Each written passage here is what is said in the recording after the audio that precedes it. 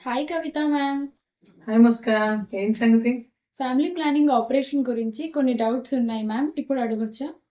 Family planning అంటే ఏంటి? ట్యూబెక్టమీనా, వాసెక్టమీనా? ట్యుబాక్టమీ గురించి మ్యామ్. అది క్లియర్‌గా చెప్పాలి. ఎందుకంటే ఫ్యామిలీ ప్లానింగ్ అంటే ఇప్పుడు ఆడవాళ్ళలో చేస్తే దాన్ని ట్యూబెక్టమీ అంటాం. అదే మగవాళ్ళలో చేస్తే కనుక మనం వాసెక్టమీ అంటాం.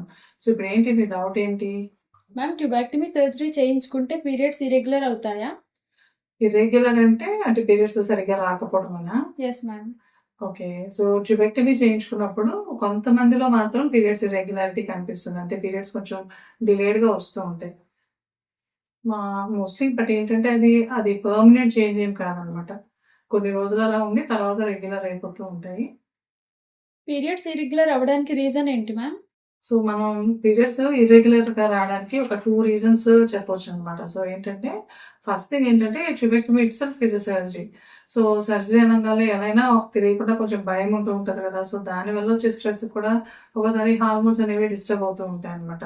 సో దానివల్ల కూడా పీరియడ్స్ అనేవి ఇర్రెగ్యులారిటీ అవ్వచ్చు. అండ్ కొన్నిసార్లు ఏంటంటే మనం ట్యూబెక్టమీ చేసేటప్పుడు ట్యూబ్ ఉంటుంది కదా! సో ఆ ట్యూబ్‌లో చిన్న బిట్‌ని కట్ చేస్తాం అనమాట. సో, అలా కట్ చేసేటప్పుడు ట్యూబ్‌కి వెళ్ళే బ్లడ్ సప్లైతో పాటు కొన్నిసార్లు ఓవరీకెళ్ళే బ్లడ్ సప్లై కూడా డిస్టర్బ్ అవుతూ ఉంటుంది. సో, అలా ఓవరీకెళ్ళే బ్లడ్ సప్లై డిస్టర్బ్ అవ్వడం వల్ల ఏమవుతుంది, హార్మోనల్ ఇంబాలెన్సెస్ కూడా వస్తూ ఉంటాయి. సో, అందువల్ల కూడా పీరియడ్స్ అనేవి డిలే అవ్వడానికి ఛాన్సెస్ ఉంటాయన్నమాట. ఇలా ఇరెగ్యులర్ పీరియడ్స్ అయితే ట్రీట్మెంట్ ఏమైనా తీసుకోవాలా?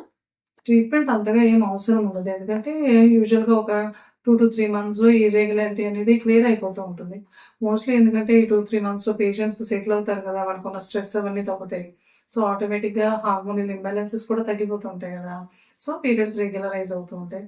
అలాగే ఓవరీకి బ్లడ్ సప్లై కాన్సెప్ట్ గనుక మనం తీసుకుంటే, సో, ఓవరీకి ఓన్లీ ట్యూబ్ వైపు నుండి వచ్చే బ్లడ్ వెసల్సే కాకుండా అదర్ సైడ్స్ నుంచి కూడా బ్లడ్ సర్క్యులేషన్ అనేది వస్తూ ఉంటుంది. సో, అవి డామినెంట్ అయ్యి ఓవరీకి సరిపడినంత బ్లడ్ సప్లై చేస్తాయన్నమాట. సో, ఈ చేంజెస్ అన్నీ కూడా 2-3 మంత్స్‌లో సెటిల్ అవుతూ ఉంటాయి. సో, అందువల్ల మోస్ట్‌లీ ట్యూబెక్టమీ టైంలో మనకి కొంచెం పీరియడ్ ఇర్రెగ్యులారిటీస్ చేసిన తర్వాత కనపడినా కూడా సో, అందువల్ల మోస్ట్‌లీ ట్యూబెక్టమీ అయిన తర్వాత ఒక 2-3 మంత్స్ పీరియడ్స్ ఇర్రెగ్యులర్ అయినా తర్వాత ఆటోమేటిక్‌గా అవే కరెక్ట్ అయిపోతూ ఉంటాయన్నమాట. సో, కంగారు పడాల్సిన అవసరం ఏం లేదు. మీ డౌట్ క్లియర్ అయినట్టేనా?